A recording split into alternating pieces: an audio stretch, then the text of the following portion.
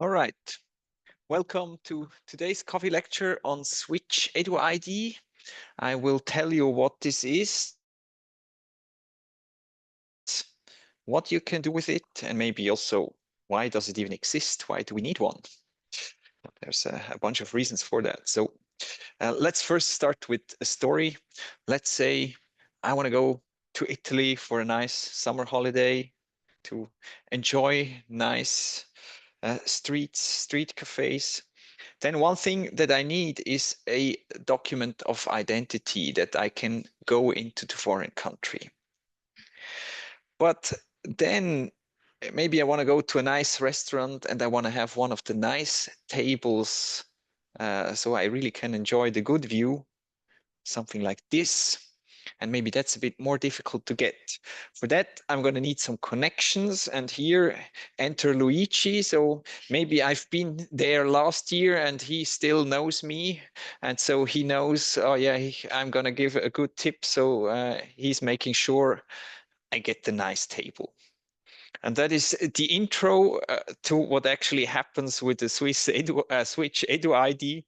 It's very similar. So there is a bunch of services that you can use if you have one of these. There is Swisscovery and Switch edu-ID is basically like your passport that permits you to enter this.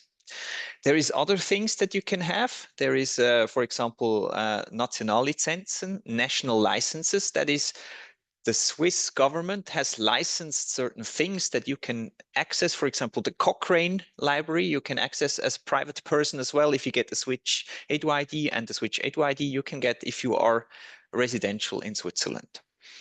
There is other offerings which sometimes you can use. They are not generally available, but a Switch edu-ID, if you get access by somebody, then you can use your Switch edu identity to show your credentials.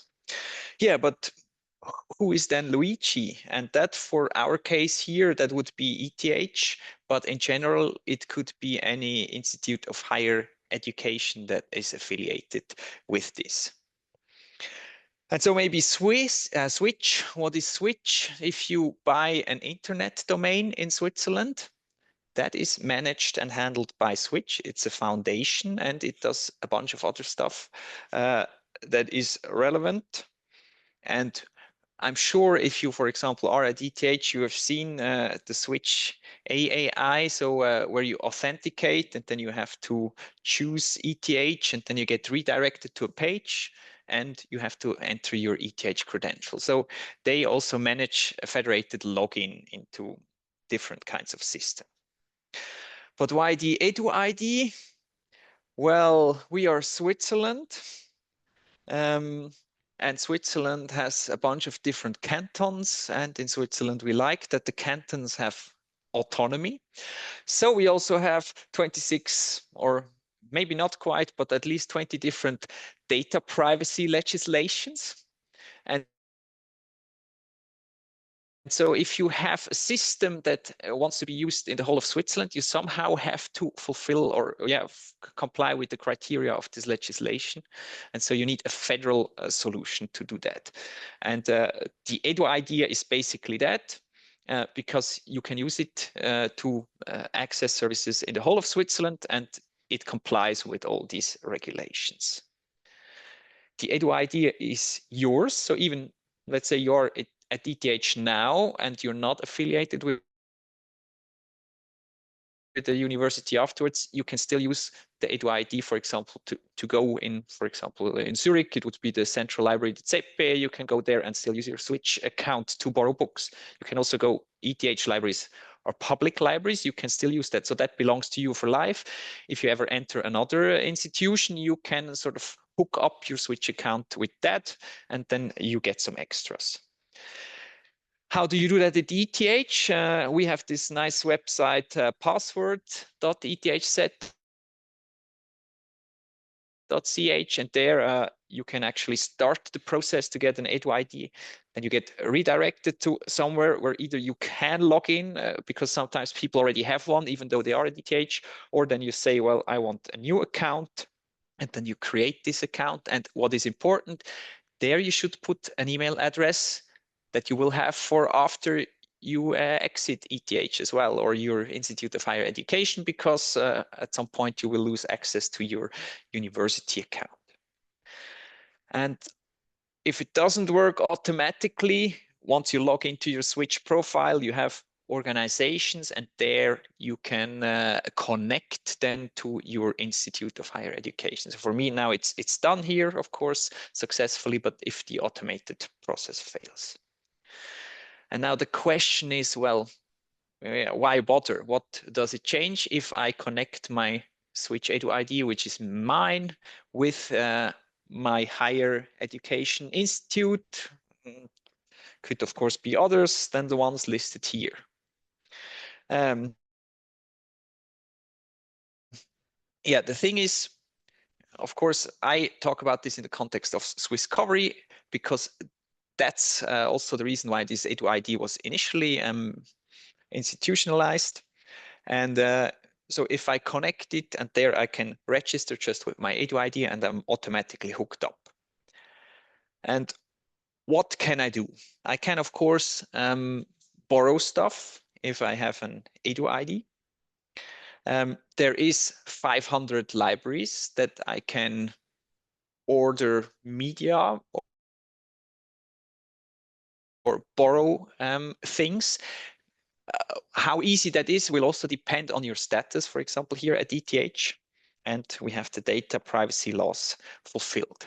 If I just have a Switch edu-ID without any affiliation, I can go to any of these libraries, and if they borrow the stuff, I can take it with me.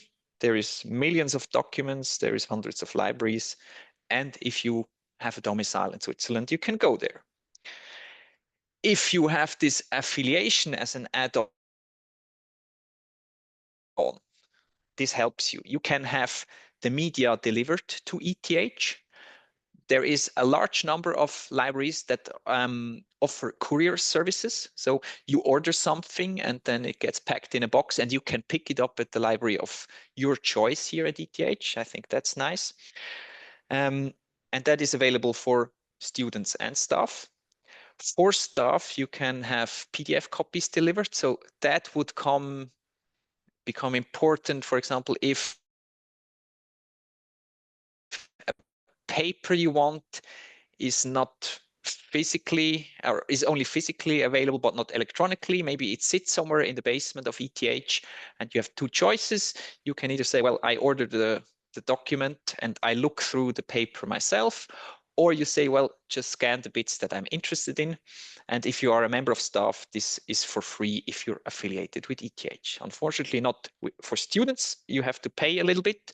So maybe if you need this service in the context of a research project, I would suggest you have your supervisor, who typically is a member of staff, order this for you, and then you don't have to spend money for that. And for example, in our unit, we offer a service that is lockers for students that you can have for a semester. And for that, you also need to have an edu-ID, and it needs to be affiliated with ETH, and then you can come and get one of these. So these are some of the perks. There is more detailed information on the website of ETH when you have to pay, and you see, for example, here that the delivery of books and other media within the network is free for staff and students, and for staff members, even postal delivery of things is free of charge. And as said, PDFs only for staff. There is other things that you can borrow than books, and I just want to highlight that because maybe not all people know. For example, let's say you just moved apartments, you don't have a drill, but you need to install the lamp. So you can go to the civil engineering library of ETH, and also I think in the main library, and you can borrow a power drill, and it will drill your new hole into the wall like it was butter. Others, yeah, and here's a choice of what that looks like in the catalog, and also the short link. I will copy that into the chat afterwards. Other things that you could borrow is resources for learning language. So in the library in Hill, you can also borrow language books, media, films to learn new languages. Or you could find sheet music for the instrument of your choice. So I recently started learning the Swiss accordion, and I'm very happy that actually I also find a bunch of literature on that topic, and I can have that delivered here, which is very nice. And with that, I want to highlight, I have a quick summary also in the coffee lecture card of today, and I will copy some of the links into the chat for those who want to follow up on some of the points. Let me see if that works. Yeah. And then I want to highlight that tomorrow, the next coffee lecture will be on the topic of new developments in SciFinder, and also particularly the inclusion of some AI functionalities. If it's